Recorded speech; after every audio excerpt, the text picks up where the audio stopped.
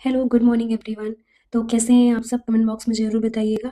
And आपको अगर हमारी क्लास अच्छी लगती हो तो प्लीज़ क्लास को लाइक से सब्सक्राइब करना बिल्कुल भी मत भूलिएगा।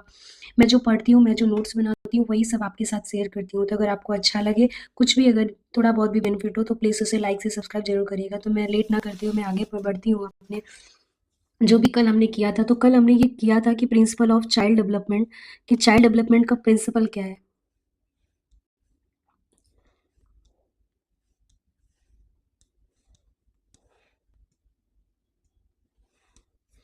तो कल हमने ये कर लिया था एवरीवन।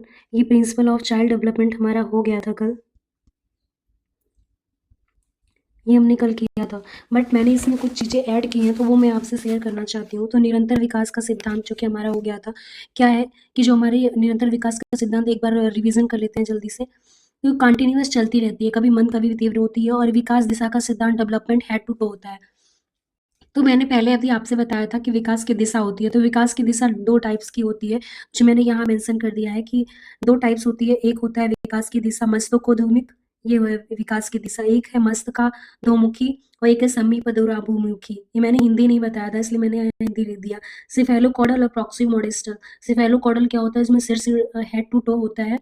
एंड प्रॉक्सिमोडिस्टल क्या होता है? केंद्र से बाहर की ओर। इसमें क्या होता है? केंद्र से बाहर की ओर। तो विकास की दिशा 2 तरह की होती है, अभी आप रखिएगा। परस्पर संबंध का सिद्धांत, पीसीएस या इंटर रिलेटेड होते हैं। वैयक्तिक विभिन्नता का सिद्धांत, वैयक्तिक विभिन्नता का सिद्धांत मतलब प्रत्येक स्वरूप में विविक्त भिन्नता पाई जाती है। मतलब एक ही आयु के 2 बालक बालिकाओं में भिन्नता होती है। मैंने इस पेज को अपडेट किया है, तो आप इस पेज को भी ध्यान से रीड करिएगा, बिकॉज़ इससे बहुत सारे क्वेश्चन आते हैं। वैयक्तिक विभिन्नता का अध्ययन, तो एक ही आयु के अगर 2 बालक हैं, तो ज़रूरी तो नहीं है ना कि एक ही आयु के 2 बालक या बालिकाएँ समान होंगे, उनमें भिन्नता होगी ना, तो वही वैयक्तिक भिन्नता की बात यहाँ किया है। समान व विशिष्ट प्रतिक्रियाओं का सिद्धांत, जनरल टू स्पेसिफिक। ये भी मैंने आपसे शेयर किया था कि पहले बच्चा जनरल चीज़ों को सीखेगा, फिर स्पेसिफिक चीज़ों पे आएगा। पहले पूरी बॉडी को मूव करता है, फिर जाके फिंगर और पैरों का आई का कोऑर्डिनेशन सबका बना पाता है। समान प्रतिमान का सिद्धांत क्या कहता है? विकास का जो क्रम होता है वो समान होता है। दैट मीन्स यहाँ क्लॉक बोलते हैं। दैट मीन्स अगर विकास का क्रम मतलब कि बच्चा पहले हाथ उठाए, पहले पूरी बॉडी मूव करता है, फिर अपने फिंगर्स को उठाता है, फिर एक फिंगर्स को चलाना सीखता है, फिर किसी चीज़ को पकड़ना सीखता है। तो ये कहने का मीन्स का विकास का जो क्रम होता है वो सब में सेम होता है। बस ये होता है कि किसी में पहले किसी में बाद में देखने को मिलता है। ठीक है। एकीकरण का सिद्धांत क्या कहता है? एकीकरण का सिद्धांत स्पेशली इसी के लिए है कि पहले संपूर्ण अंगों को फिर अंगों के भागों को चलाना सीखता है। ये इसके लिए है एकीकरण का सिद्धांत। और विकास का क्रम का कहने का मीन्स है कि विकास जो है वो एक क्रम में चलता रहता है। पहले ये होगा, फिर ये होगा चीज़ें। पीसीएस भी कह सकते हैं। पहले बच्चा इन्फेंसी में जाएगा, तो फिर उसके बाद कुछ अलग उसमें डेवलपमेंट होगा, फिर चाइल्डहुड में जाएगा तो अलग डेवलपमेंट होगा। कहने का मतलब है कि विकास का जो क्रम होता है वो समान रूप से चलता रहता है। मंद या तीव्र की बात अलग है। विकास क्रम का सिद्धांत, विकास क्रम का सिद्धांत क्या? मैंने यहाँ चीज़ें मेंशन की है। एक इसमें कन्फ्यूज़न मुझे भी था, तो इसी वजह से मैंने ये कन्फ्यूज़न दूर करने की कोशिश की है। एक विकास दिशा का सिद्धांत जो कि आप यहाँ देख सकते हो, ये वाला, और एक विकास क्रम का सिद्धांत है। तो विकास दिशा का सिद्धांत क्या होता है? जैसे सिर से पैर की ओर ग्रोथ होता है। जैसे कि अभी मैंने बताया सिफेलिक प्रॉक्सिमोडिस्टल। जैसे कि बच्चा सिर से पैर की मतलब बच्चा पहले आई को मूवमेंट करता है, फिर हैंड को मूवमेंट करता है 6 मंथ पे, फिर धीरे-धीरे अपनी बॉडी, फिर धीरे-धीरे फिंगर्स सब कुछ सीखता है। मतलब हेड टू टो होता है और सेंटर टू आउटसाइड होता है। ठीक है। और विकास क्रम का सिद्धांत क्या कहता है? विकास क्रम का सिद्धांत कहता है कि इसके अनुसार बालक का मोटर और लैंग्वेज डेवलपमेंट होता है। एक निश्चित क्रम में होते हैं। मोटर डेवलपमेंट मीन्स यही कहने का मीन्स है, जैसे यहाँ पे हो गया ना मोटर डेवलपमेंट। मैंने एग्जांपल भी दिया है। जैसे बर्थ में केवल रोना जानता है बच्चा। 3 मंथ पर गले से एक विशेष प्रकार की आवाज़ निकालता है। 6 मंथ पर क्या करता है? खुश होता है। और 7 मंथ पर कुछ-कुछ चीज़ें पा, ना, मा, जिसमें मात्रा नहीं होती वो वाली चीज़ें 1-1, 2-2 वर्ड बोलने लग जाता है बच्चा। ठीक है। तो ये हो गया हमारा, ये चीज़ें कल मैंने ये पीडीएफ अपडेट किया है, तो आप इस चीज़ों को ज़रूर देख लीजिए। हम आगे बढ़ते हैं अपना। ये आज हमारी क्लास है, effect of heredity and environment. ये क्लास आज की होने वाली है, हेरिडिटी एंड एनवायरनमेंट। ठीक है। तो हेरिडिटी एंड एनवायरनमेंट क्या होता है? ये एग्जाम में क्वेश्चन पूछ लिया जाता है। वो अगर नहीं पूछा गया तो पूछ भी सकता है ये कि जेम्स टेवर ने हेरिडिटी के बारे में क्या बोला है। मैंने खुद के पढ़ने के लिए नोट्स बनाया, तो जहाँ तक हो सका है मैंने शॉर्ट नोट्स ही बनाए हैं। तो अगर आपको अच्छा लगे तो आप भी इसे ले सकते हो। मैं अपने टेलीग्राम चैनल पर शेयर करूँगी। मैंने अभी तक पीडीएफ शेयर नहीं किया है, तो करूँगी कुछ दिन में। अकॉर्डिंग टू जेम्स डेवर, हेरिडिटी से आशय क्या है? माता-पिता के शारीरिक और मानसिक गुणों का संतान हस्तांतरण। हमें कि जैसा कि हम जानते ही हैं कि हेरिडिटी क्या होता है, आनुवंशिकता क्या होती है। जो पेरेंट्स से हमें मिलती हैं चीज़ें, गुण, शारीरिक बनावट, फिजिकल स्ट्रक्चर, कुछ भी हुआ, जो चीज़ें हमें मिलती हैं, वो क्या होता है, वो हमारा हेरिडिटी होता है, जो हमें पेरेंट्स से प्राप्त होती है, वो हमारा हेरिडिटी होता है। तो ये किसने कहा है? ये कहा है जेम्स रेवर ने, और सही भी होती हैं ये चीज़ें। अनुवंशिकी विज्ञान के जनक कौन है? ऑस्ट्रिया के पादरी ग्रेगर जॉन मंडल है। ये भी एग्जाम में क्वेश्चन आ सकता है अगर नहीं आया है तो। और कॉन्सेप्शन, ये भी आ सकता है। कॉन्सेप्शन के दौरान क्या होता है कि जो फादर का स्पर्म होता है, फादर का जो उसको स्पर्म बोला जाता है, जो फादर का होता है, जो कि स्पर्म मतलब शुक्राणु, और जो मदर का होता है वो ओवम होता है। ये भी एग्जाम में पूछा जाता है। तो मदर का जो है वो ओवम होता है। तो इस फादर का स्पर्म और मदर का ओवम मिलकर एक कॉन्सेप्शन गर्भ धारण करता है। तो फादर का स्पर्म और मदर का ओवम, ठीक है।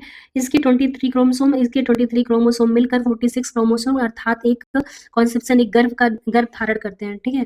क्रोमोसेप कैसा होता है? वो धागे के समान लंबा होता है।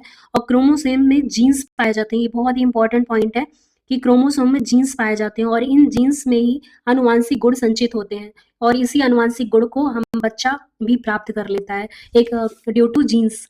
और जीन्स किससे मिलते हैं? जीन्स मिलते हैं क्रोमोसोम से, ठीक है। अकॉर्डिंग टू वुडवर्थ क्या कहते हैं? वंशानुक्रम उन सभी फैक्टर को ऐड करता है जो व्यक्ति के जीवन प्रारंभ से पहले प्रेजेंट होते हैं, अपितु कॉन्सेप्शन के टाइम पर उपस्थित होते हैं। यानी कि वुडवर्थ हमारे ये कहते हैं, वुडवर्थ क्या कहते हैं?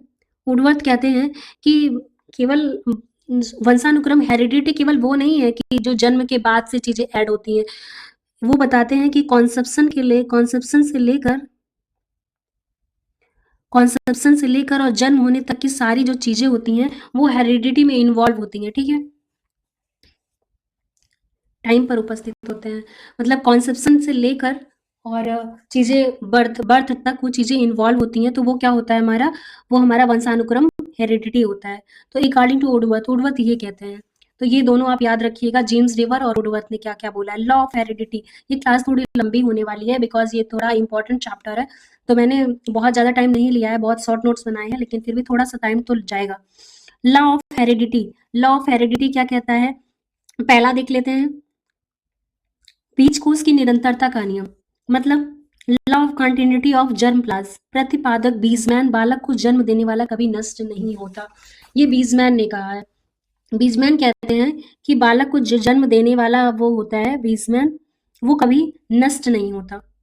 बीजकोश जो होता है, बीज, वो कहते हैं, ये हमारे बीजमैन साहब कहते हैं कि जो बालक को जन्म देने वाला बीजकोश होता है हमारा, बीजकोश कहते हैं, ये नष्ट नहीं होता। ये कहते हैं नष्ट नहीं होता, बल्कि पीढ़ी दर पीढ़ी चलता रहता है। ये हमारे कौन कहते हैं? बीजमैन बोलते हैं। और इसका अपोज करते हुए हमारे बीएन झा सर कहते हैं कि माता पिता बालक के जन्मदाता ना होकर केवल बीज के उसके संरक्षक होते हैं। बीएन झा का मानना था कि बालक हमारे जन्मदाता नहीं है, बल्कि वो केवल बीज का संरक्षक करते हैं। मतलब एक जो हमारे बीज का रक्षा करते हैं, वो बीज पहुंचाते हैं। इनके कहने का मतलब है बीजमैन बालक को जन्म देने वाले ये बोलते हैं कि बीजमैन बालक को जन्म देने वाला कभी नष्ट नहीं होता है। और उसी दूसरी भाषा में ये क्या बोलते हैं अप्रोच करते हुए कि जो हमारे माता पिता हैं वो जन्मदाता ना होकर केवल बीज कोष के संरक्षक हैं। इन्होंने केवल बीज कोष को संरक्षक मान लिया है, ठीक है। तो ऐसा तो है नहीं। तो ये बताया था बीएन झा ने, इसको याद रखिएगा। और क्या है? लॉ ऑफ रिजम्बलेंस अर्थात समानता का नियम क्या कहता है कि जैसे पेरेंट्स वैसे बच्चे। ये भी जरूरी नहीं है, क्योंकि कभी कभी जो पेरेंट्स होते हैं वो बहुत अच्छे होते हैं और बच्चा जस्ट उनका अपोजिट होता है, तो बाद में ये भी जाके फेल हो जाता है रूल। ये भी रूल फेल हो जाता है और ये भी रूल फेल हो जाता है। तो यहाँ सोरेनसन ने कहा था बुद्धिमान पेरेंट्स का बुद्धिमान बच्चा होगा और बेवकूफ पेरेंट्स के बेवकूफ बच्चे होंगे। ये सोरेनसन ने बोला था। विभिन्नता का नियम, लॉ ऑफ वेरिएशन क्या होगा? बालक अपने माता पिता से कुछ भिन्न होता है, और ये बोलते हैं लॉ ऑफ वेरिएशन बोलता है कि बालक अपने माता पिता से कुछ भिन्न होता है। ये कुछ हद तक सही है, मतलब सही ही है। Due to mutation and natural selection, दो चीजों के कारण जो बालक होता है वो माता पिता से कुछ भिन्न होता है, म्यूटेशन के कारण और नेचुरल सिलेक्शन के कारण। म्यूटेशन मतलब जो मदर और फादर से जीन्स उसको मिलते हैं, जीन के डीएनए में स्थायी परिवर्तन, अर्थात अगर मदर काली है और मदर गोरी है और फादर ब्लैक है, तो बच्चा ब्राउन भी हो सकता है, बच्चा ब्लैक भी हो सकता है, और बच्चा फेयर भी हो सकता है। तो कुछ भी हो सकता है इसमें से, म्यूटेशन के कारण भिन्नता होती है। और नेचुरल सिलेक्शन क्या होता है? नेचुरल सिलेक्शन मतलब प्रकृति स्वयं चयन करती है कि किसका ज्यादा लेना है, मदर का लेना है, फादर का लेना है, गुड़ मदर का जाना लेता है, दोनों के गुड़ लेते हैं। ये प्रकृति स्वयं चयन करती है। मतलब दो चीजों के कारण लॉ ऑफ वेरिएशन होता है, एक म्यूटेशन के कारण, नेचुरल सिलेक्शन के कारण, ठीक है। अगला क्या है, प्रत्यागमन का नियम अर्थात law of regression. Law of regression, बालकों में अपने माता पिता के विपरीत गुण पाए जाते हैं। इन्होंने बताया है कि अगर माता पिता अच्छे होंगे तो बच्चा बुरा होगा, मतलब बालकों में अपने माता पिता के विपरीत गुण पाए जाते हैं। ये हमारा बोलते हैं लॉ ऑफ रिग्रेशन, प्रत्यागमन। अगला देख लेते हैं हम, ये भी बहुत इंपॉर्टेंट है, क्वेश्चन पूछा जाता है यहाँ से। प्रकृति, प्रकृति क्या कहती है, प्रकृति का नियम क्या है? प्रकृति का नियम है, वह विशिष्ट गुणों के बजाय समान गुणों को अधिक वितरित करते एक जात की प्राणियों को एक ही स्तर पर रखने का प्रयास करती है। इनके कहने का मतलब है कि जो प्रकृति है वो स्पेसिफिक गुणों को वैल्यू नहीं देती है, मतलब सामान्य गुणों को आगे लेके चलती है, ताकि जो हमारा जाति है एक जाति के प्राणियों को एक ही स्तर पर रखने का प्रयास करती है, जो प्रकृति है। इन्होंने प्रकृति के बारे में ऐसा कहा है। तो इनके अनुसार बच्चा सामान्य गुणों को ही ग्रहण करता है। अगला, inheritance of acquired traits, that mean अर्जित गुणों के संक्रमण का नियम। ये भी इंपॉर्टेंट है। माता पिता द्वारा अपने जीवन काल में अर्जित किए जाने वाले गुण उनकी संतान को प्राप्त नहीं होते हैं। और लेमार्क क्या कहते हैं, लेमार्क कहते हैं गुण संतान को प्राप्त होंगे, ये कहते हैं लेमार्क। तो इनका अपोज करते हुए उडवर्थ कहते हैं कि ऐसा नहीं होगा, गुण जो है वो प्राप्त नहीं होंगे। हैरिसन, इसका लेमार्क ने इस कथन की पुष्टि मैकडूगल, लेमार्क के इस कथन की पुष्टि किसने किसने की है, मैकडूगल और पावला ने चूहों पर, हैरिसन ने पतंगों पर की है परीक्षण करके। मेंडल का नियम क्या कहता है, मेंडल का नियम कहता है कि जोहान ग्रेगोर मेंडल विभिन्न तरह के मटरों और विभिन्न तरह के चूहों को प्रयोग कर आनुवंशिकता के आधारभूत नियमों का प्रतिपादन किया, ग्रेगर जॉन मेंडल ने। तो बहुत से जो वैज्ञानिक आए, उन्होंने बहुत से साइंटिस्ट आए इस चीज़ में ना, लॉ ऑफ मेंडल में बहुत से साइंटिस्ट आए। तो साइंटिस्ट तो आए, लेकिन इनकी बातों को, ग्रेगर जॉन मेंडल की बातों को कोई नहीं समझा। आखिर में 34 साल बाद क्या होता है कि ये आते हैं नीदरलैंड, ऑस्ट्रिया और जर्मनी के वैज्ञानिक। इन्हीं की बातों को प्रूव करते हैं कि जो ग्रेगर जॉन मेंडल ने बोला है वो चीज़ें सही हैं। तो उन्हें ही आनुवांशिकता के आधारभूत नियम की संज्ञा दे देते हैं ये। दैट मीन्स इसे कार्डिनल प्रिंसिपल या लॉ ऑफ हेरिडिटी बोलते हैं। और इसमें दो चीजें इन्वॉल्व होती है। पहला क्या है, पहला है प्रिंसिपल ऑफ सेग्रीगेशन, मतलब पृथक्करण का सिद्धांत। ये क्या कहता है कि दबे हुए गुण अन्य गुणों के साथ मिलकर अपना अस्तित्व नहीं खोते हैं। दबे हुए जो गुण होते हैं अपने अन्य गुणों के साथ मिलकर अपना अस्तित्व नहीं खोते, बल्कि एक पीढ़ी से दूसरी पीढ़ी, दूसरे से तीसरी पीढ़ी, ऐसे ही अपने मूल रूप से अलग अस्तित्व बनाए रखते हैं। ठीक है। और प्रिंसिपल ऑफ इंडिपेंडेंट असॉर्टमेंट क्या होता है, स्वतंत्र छटाई का सिद्धांत। इसका मतलब होता है किसी एक अनुवंशिक गुण का वितरण किसी दूसरे अनुवंशिक गुण से प्रभावित नहीं होता, अर्थात स्वतंत्र होता है। कहने का मीन्स है कि अगर मदर का रंग फेयर है, फादर का रंग डार्क है, तो बच्चा डार्क भी हो सकता है, फेयर भी हो सकता है, और डार्क फेयर का कॉम्बिनेशन ब्राउन भी हो सकता है। तो वो स्वतंत्र होता है, पूरी तरीके से प्रभावित नहीं होता अनुवांशिक गुण से। ये कहते हैं हमारे ग्रेगर जॉन मेंडल। अपने प्रयासों के आधार पर मेंडल ने यह प्रूव कर दिया कि वर्ण संकर प्रणाली या वस्तुएं अपनी मौलिक या सामान्य रूप से अग्रसर होती हैं। तो यही हमारा क्या था, यही हमारा मेंडलिज्म अर्थात मेंडलवाद के नाम से प्रसिद्ध है। अगला क्या है, ये भी इंपॉर्टेंट ही है, समझ लीजिए। अगर आ गया, आगे वैसे आता तो नहीं है लेकिन आ गया तो ये आपको पता होनी चाहिए कि मेल क्या होता है, मेल एक्स वाई होता है, फीमेल क्या होता है, एक्स एक्स होता है।